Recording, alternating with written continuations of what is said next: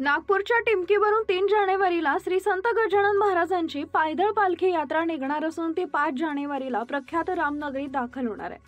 दरम्यान रामटेक वासियांसह नागपूर ते रामटेक अंतरावरील ठिकठिकाणच्या गावातील भाविक नागरिक पालखी यात्रेच्या स्वागतासाठी सज्ज राहणार आहेत।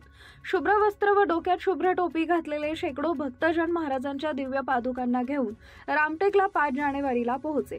दरम्यान सुरुवातीला शीतलवाडी इथं मौदा मार्गावरील शनी मंदिर इथं शनी मंदिर देवस्थान कमिटी शीतलवाडी तर्फे पालखीचं भव्य स्वागत करण्यात येईल।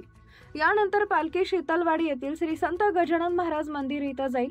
इथं महाप्रसाद झाल्यानंतर पालखीचे रामटेक कडे प्रस्थान होईल। रामनगरीत श्री परमानंद स्वामी मठ येथे येईल व तिथून प्रख्यात श्रीराम गड मंदिरांकडे पालखीचं प्रस्थान होईल। या दिवशी रामनगरीत महिला वर्ग रस्त्यावर घरापुढे अंगणात रांगोळी काढून पालखीप्रती आपली आस्था दर्शवतात। या रस्त्यांवरून पालखी यात्रा गड मंदिरला पोहोचेल। इथे रात्री महाराजांच्या पालखीचं वास्तव्य राहून दुसऱ्या दिवशी महाप्रसादानंतर यात्रेचा समारोप होईल। यात्रेत सहभागी भक्तांसाठी रामटेक इथं सेवाभावी संस्था तथा नागरिकांकडून जागोजागी पाणी, चहा आणि अल्प उपहाराची व्यवस्था करण्यात येत असते। विदर्भ कल्याण न्यूज नेटवर्कसाठी राजू कापसे, रामटेक प्रतिनिधी।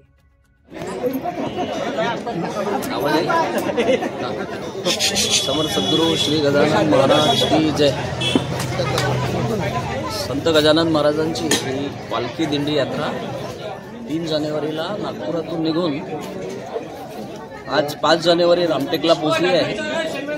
संत गजानन महाराज सेवा समिती टिमकी 3 खंबा चौक नागपूर याच्या माध्यमातून ते पूर्ण विदर्भच नाही तर मध्य प्रदेश आणि वेगवेगळ्या ठिकाणचे अकोला, शेगाव, मध्य प्रदेश अशा सगळ्या ठिकाणचे वारकरी श्री भक्त बाबांसोबत रामरायाच्या भेटीला 3 तारखेला टिमकीवरून निघाले।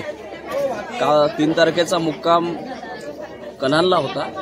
काल 4 तारीख काल नगरदा नंदीवर्धनला मुक्काम केला आणि आज रामटेकला 100 वर्षाआधी 117 वर्षाआधी 5 जानेवारी 1909ला समर्थ सद्गुरु गजानन महाराज महाराजांना घेऊन पालखीद्वारे नागपूरचे राजे भोसले साहेब आले होते आणि इथे येऊन बाबांनी शंकरबुवांना मुक्ती देण्यासाठी रामरायाचे दर्शन, रामरायाच्या स्वरूपात त्यांना दर्शन दिले।